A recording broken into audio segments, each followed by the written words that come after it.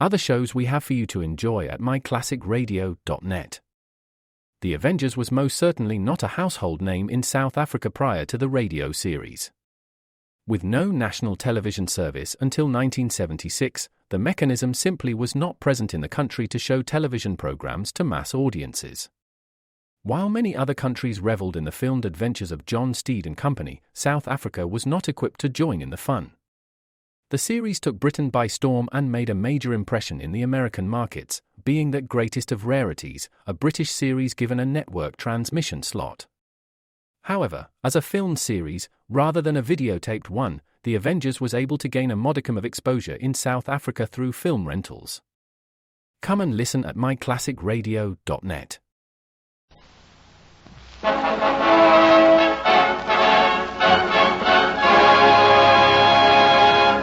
Afloat with Henry Morgan.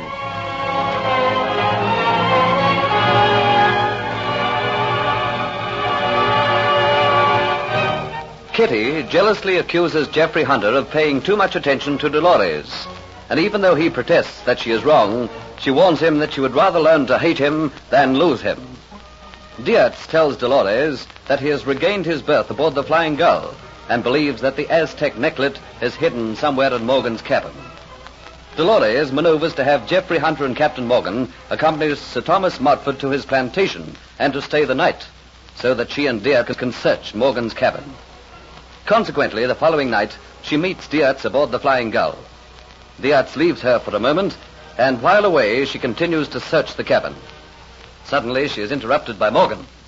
Captain Morgan, you aboard the Flying Gull. If you're looking for the Aztec necklet, you'll not find it in that desk, mademoiselle. But I don't understand. You believed I was with Hunter at Sir Thomas's plantation. I don't understand. I thought... Hunter is gone, but at the last moment I changed my mind. Did Sir Thomas not take my word when I said that he'd have the necklet after I retired? I do not know. Oh, why do you ask that? Look here, my girl. You can't defend Sir Thomas. And I know full well this work tonight is his doing. Oh, Captain Morgan, how can I tell you? So Sir Thomas did put you up to it, eh? I always said he was not a man to be trusted. And now he will learn I have failed, and life will be more unbearable for me than it was before. No tears, lass. Tell me all about it. Maybe I can help you. You remember that night when you came and showed him the necklace and promised him it would be his when you retired? It was after you left the house. Yes. He came to me, said he doubted if you meant to keep your word, said he was determined to get the necklace, and that I was to get it for him. I see. He told me he would send me back to England, that he would cast me out penniless upon the world unless I did as he said. The swine. Just wait till I see him again. Oh, no, please, you must listen to me. Don't tell him I have tried and failed. Don't you see, he will send me back straight away. What am I to do? Give him the necklet? Oh, I know you would not do that, but you see, if he knows I have tried and failed and that you know about it, he will accuse me unjustly of being careless, and he will never forgive me. But if he thinks I know nothing about it, he'll just let you go on trying. Yes, but you see, now that you know, you can guard it more carefully. You could even take it away from the ship. How do you know it's aboard the ship? Well, it is so valuable, you would not have it far from where you could frequently see to its safety. You're right, lass. But it's in such a secret hiding place, no one could ever find it. But I'm worried about you. You need not worry about me. I will be all right as long as you swear a holy oath you will not tell Sir Thomas. I've tried and you discovered me. I can go on telling him all the time I am searching for it and cannot find it. I can go back and tell him that I searched your cabin from top to bottom without a sign of the necklace, and he may be satisfied with that. I don't like to do that. I am a man of action, mademoiselle. Oh, please, we are friends. Call me Antoinette. And I'd like to tell him he cannot put a thing over on me like that. Oh, for my peace of mind, you must do as I ask. I promise. But I'll never trust Sir Thomas Modford again. Never. Oh, thank you, Captain Morgan. Thank you. You no doubt brought a carriage, mademoiselle? Yes, it is waiting for me on the other side of the dock. Then I shall escort you to it. And rest assured, I will not tell Sir Thomas.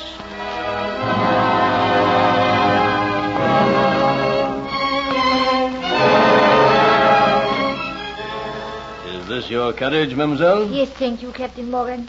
Don't worry about tonight's occurrence. I shall see to it that it doesn't reach the ears of Sir Thomas Motford. Oh, thank you. I trust, Captain Morgan, you will be dining with us again very soon. A pleasure, ma'am. Drive on, coachman. It's fortunate it is so dark, as Captain Morgan might have wondered just what I was doing waiting in your carriage. Yes, you here.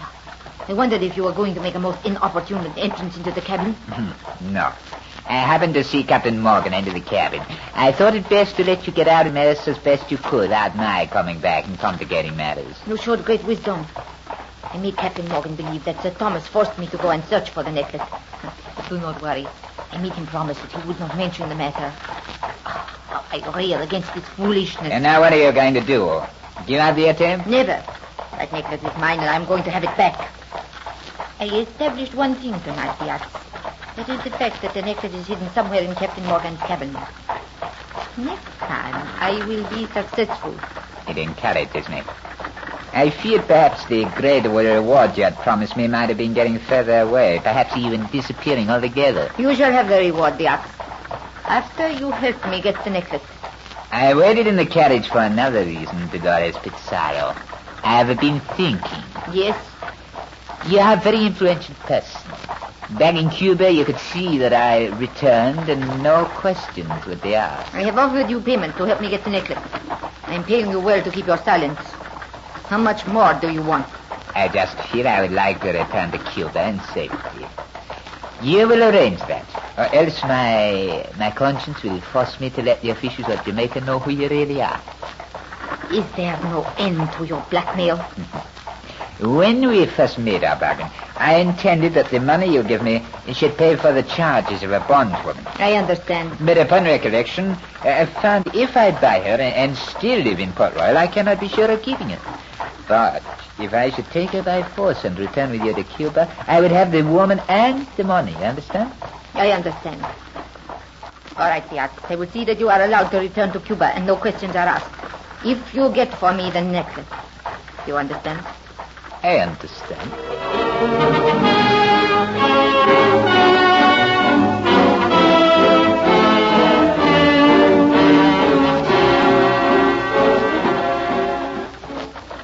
Will not be long now, Hunter, before we reach the outskirts of Port Royal. No, Sir Thomas. You've been very quiet on the way back. I thought you'd be full of questions concerning the plantation. I'm sorry, Sir Thomas, but I must be frank about things. Oh, what's wrong? Life in Jamaica nauseates me.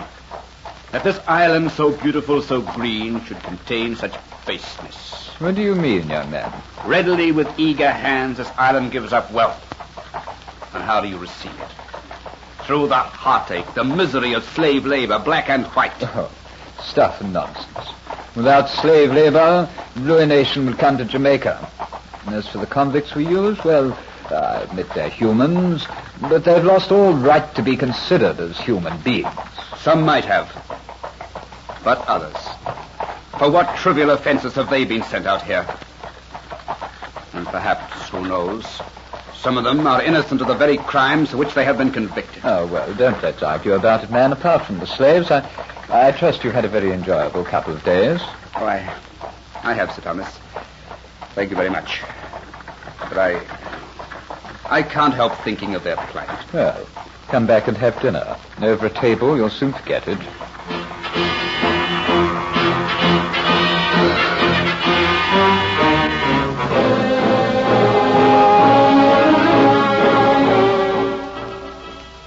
I am so glad that Uncle Thomas was called away by his secretary to sign those papers. I wanted to see you alone. It is so very urgent. What's the matter, Antoinette? I cannot tell you how my heart leaped when I saw you coming back with Uncle Thomas before going to the ship. You have been distressed all night. I could tell from your manner at dinner. Is anything wrong?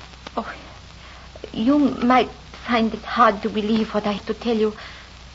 And I am taking you right into my confidence because you are my friend. What is it, Antoinette? You must promise me you will never let anyone know what I have told you. Please. You are my friend. I promise. Is there something I can do to help you? You believe Sir Thomas Motford is good to me. But he isn't. He is trying to make me do a very wicked thing. Oh, I must tell somebody else I will burst. What is it? He is trying to make me steal a famous necklace which Captain Morgan has. The Aztec necklace. I know of it. He has seen it and is determined to get it for himself. It was Sir Thomas' suggestion that I should arrange for you and Captain Morgan to go away to the plantation. And while you were away, I was to go to the ship and get the necklace. But Morgan didn't go with us. Don't I know?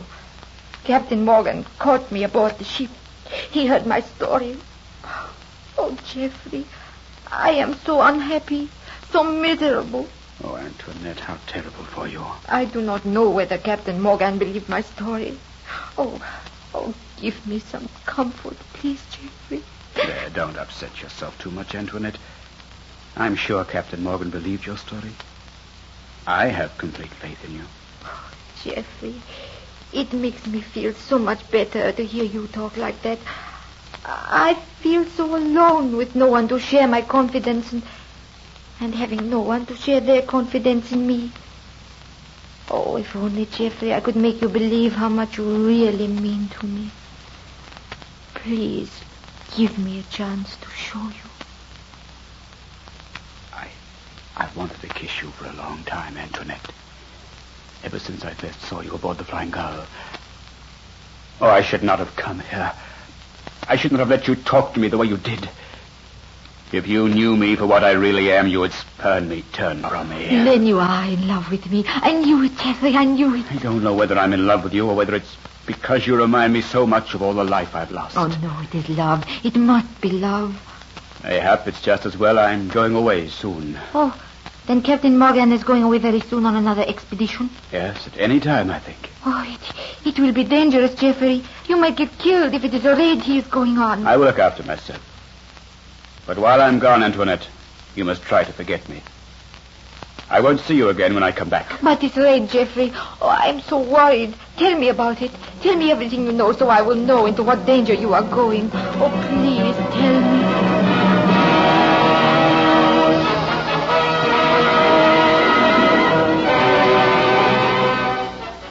Believing himself in love with this woman, will Geoffrey Hunter tell her of Henry Morgan's plans?